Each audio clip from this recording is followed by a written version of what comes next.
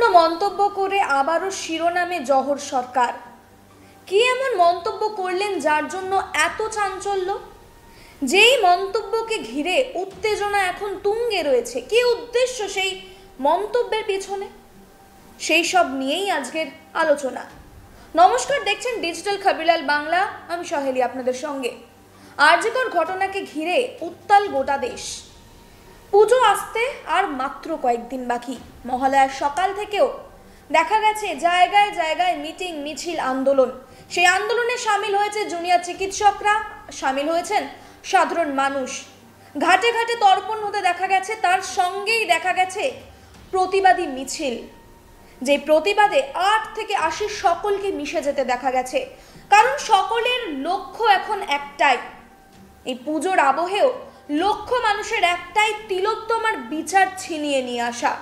সেই লক্ষ্যকেই লক্ষ্য রেখে এগিয়ে চলেছে মানুষ।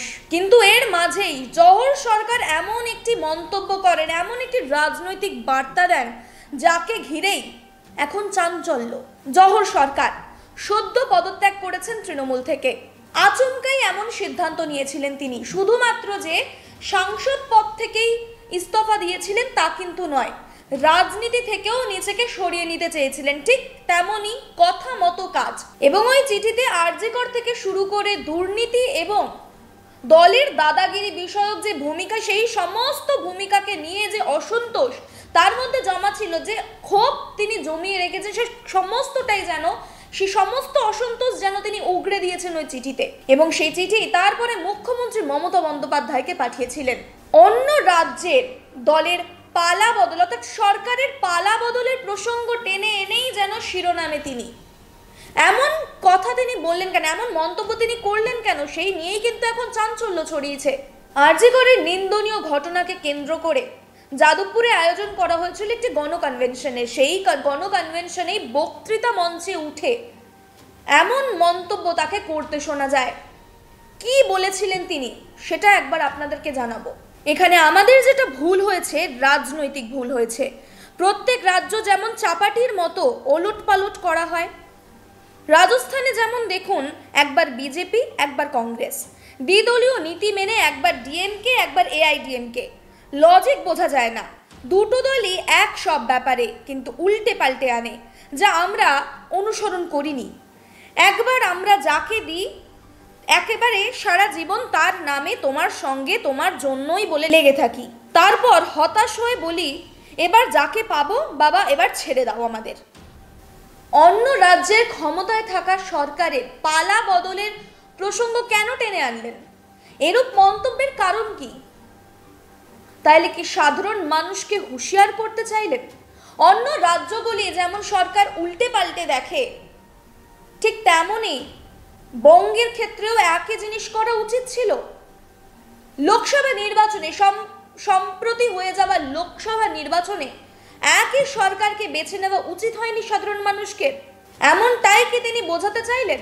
এমন বক্তব্যের মাধ্যমে তিনি কি তার মধ্যে জমে থাকা ক্ষোভকে আরো উগড়ে দিলেন, হুঁশিয়ার করলেন সাধারণ মানুষকে? এমনটাই কিন্তু মনে করছেন রাজনৈতিক মহল। এছাড়াও এর সাথেও তিনি আরো কিছু বক্তব্য করেছেন। কি করেছেন সেটা একবার আপনাদেরকে জানিয়ে দেব। আবার দুবার সরকার তাড়িয়ে দেওয়া হলো। কংগ্রেস যে 77-এ বিদায় নিয়েছে, একেবারেই বিদায় নিয়েছে, আর কোনো নির্বাচনে দাঁড়াতে পারছে না। 34 বছর রাজত্বের পর বামকে যে বিদায় দিয়েছে, আর কিন্তু মুখ তুলে দাঁড়াতে পারছিল না। সেটা এখন আর বলবো না, কোনো কারণে পারছিল না। 14 বছর ধরে দেখছি কিছুতে কোথাও দাঁড় করাতে পারছে না। ভালো ছাত্র, লোকাল ছেলে আনছে, কিন্তু পারছে না। ওই একবার বের করে দিলে তারপর কিন্তু ইতিহাসের পাতায় মিশে যাবে, মনে রাখবেন। হঠাৎ এরূপ মন্তব্যেরই বা কারণ কি? সদ্য তৃণমূল থেকে ইস্তফা দিয়েছেন, সাংসদ পদ থেকে, রাজনীতি থেকেও সরিয়ে নেবেন এমনটাই জানিয়েছেন। তারপরেই ভরা মঞ্চে অন্য রাজ্যের ক্ষমতার পালাবদলের কথা বলছেন, আবার বলছেন ইতিহাসের পাতায় যাওয়ার কথা। এর মাধ্যমে তিনি কি বোঝাতে চাইলেন? তিনি কি মনে করিয়ে দিতে চাইলেন যে মানুষ যদি চায়, একবার কোনো সরকারের ভিত যদি নাড়িয়ে দেয়, তাহলে তাকে ইতিহাসের পাতায় চলে যেতে হবে?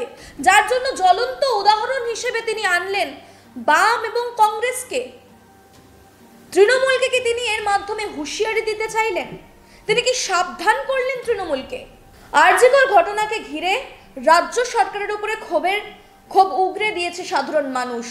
এমনকি মুখ্যমন্ত্রী মমতা বন্দ্যোপাধ্যায়ের পদত্যাগ চেয়েও কিন্তু আন্দোলন নেমেছিল।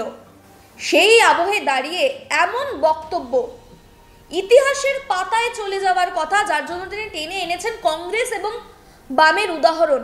এর মাধ্যমে তিনি কি হুঁশিয়ারি দিলেন তৃণমূলকে? কেন সাবধান করলেন তৃণমূলকে? তিনি কি হুঁশিয়ারি দিয়ে তৃণমূলকে বোঝাতে চাইলেন যে সাধারণ মানুষই শেষ কথা, নয়তো ইতিহাসের পাতায় মিশে যেতে পারবে আর ফিরে আসতে পারবে না? এমনটাই কিন্তু মনে করছেন রাজনৈতিক বিশ্লেষকরা। আরজি করের ঘটনাকে ঘিরে উত্তাল সমগ্র দেশ, উত্তাল রাজ্য রাজনীতি। তার মাঝেই জহর সরকারের এরূপ রাজনৈতিক বার্তা, এরূপ হুঁশিয়ারি প্রভাব ফেলতে পারে তৃণমূলের অন্দরে। কি প্রভাব ফেলতে চলেছে সাধারণ মানুষের মধ্যে? জহর সরকারের দেওয়া এই সাবধান বাণীতে কি সাবধান হবেন তৃণমূল? সব শেষে জহর সরকার কি এটাই বোঝাতে চাইলেন যে সরকার একটা রুটির মতো? কারণ এখানে তার মন্তব্যে তিনি কিন্তু চাপাটির উদাহরণ নিয়ে এসছেন। রুটিকে যেমন সঠিক সময় উল্টে পাল্টে দিতে হয়, যদি উল্টে পাল্টে না দেওয়া হয় তাহলে যেমন রুটি পুড়ে যায়, আবার সঠিক সময় যদি উল্টে পাল্টে দেওয়া হয় আবার একটা ভালো রুটিও তৈরি হয়। ঠিক তেমনই সরকারের ক্ষেত্রেও সেই একই নিয়ম বর্তায়। সঙ্গে থাকুন, দেখতে থাকুন ডিজিটাল খবরলাল বাংলা। খবর আপনাদের, নজর আমাদের।